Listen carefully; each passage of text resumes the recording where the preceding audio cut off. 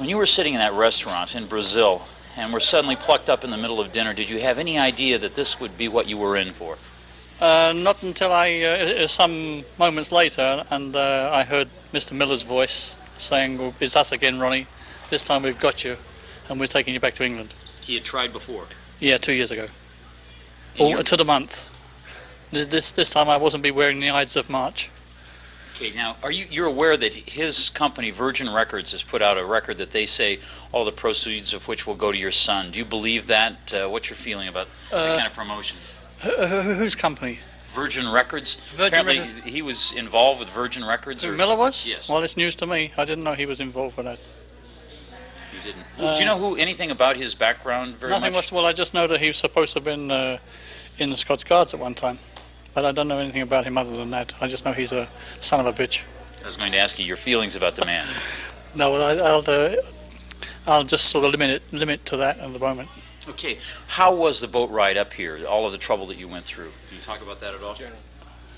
Well, you know, it was just sort of. I didn't give them a hard time. I thought about it, but then I started doing a bit of metaphysical work on the motors and so forth, you know. And the generator broke down, and then the engines broke down, and then the bilge pump broke down. So then I thought I'd go along with it, you know, and let the whole thing take its course. Pictures of you landing in Barbados, you were all smiles. By then you thought that by landing in Barbados perhaps you had avoided a lot of trouble? Not really, no, but I'm sort of optimistic and a happy person by nature. I don't sort of let such circumstances get me down. I always look on the bright side of things, and that's what I was doing when I arrived in Barbados. Mr. Biggs, you have a history of getting yourself out of tight jams, to say the least. Is this the tightest that you've been in? This is one of the tightest, yeah. Okay, but it seems like everybody was rooting for you, not only in England, but even here in Barbados as well. A lot of people just picked up your cause. Does that amaze you at all? No, not really, because fundamentally I'm a good guy. You're a good guy, even though that you admit to being a train robber. Yeah, but that was a long time ago when I was not such a good guy.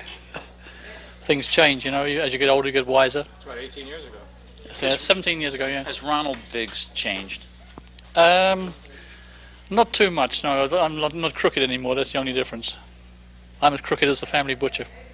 But what do you still like to do? Do you like the excitement of this kind of a thing? No, not really. I'd rather sort of have the non-exciting life of sort of doing the same thing as I was doing in Rio de Janeiro before this thing happened. How about your feelings towards the Barbados authorities? I mean, here today, that was quick and unexpected. No, I'm quite... You're happy with Barbados? Oh, I love Barbadians. I think they're fine people, and I've had a hell of a good time at their hands anyway since I've been here. Okay. What are you going to do next? That I don't know. It's very hard to say because I don't know where I'm going to land next. I'm sort of waiting for things to happen, and when I get wherever I'm going, then I can tell you. Okay. How about you personally? I mean, we talked about changes a little bit before. With your own life personally, what are you looking forward to? I'm sure 30 days in Glenderry Prison had to work some kind of a change on you. No, not really, because I sort of had these things happen in the past. I had 3 months in a Brazilian jail 7 years ago, you know, and one puts up with these things, and you know, I just took it in my stride.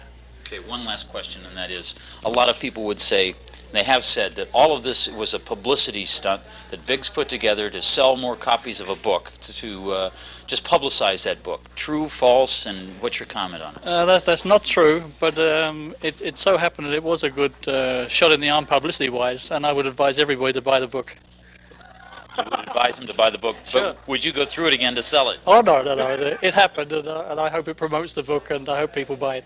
Are you going to avoid restaurants from now on? No, I'm not. I'm just going to carry on as I was doing before I got grabbed.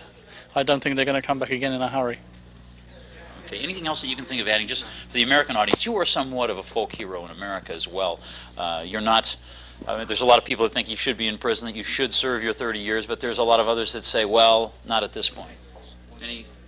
No, I think the way things worked out is the way they should have worked out. I think that I'm free because I deserve to be free.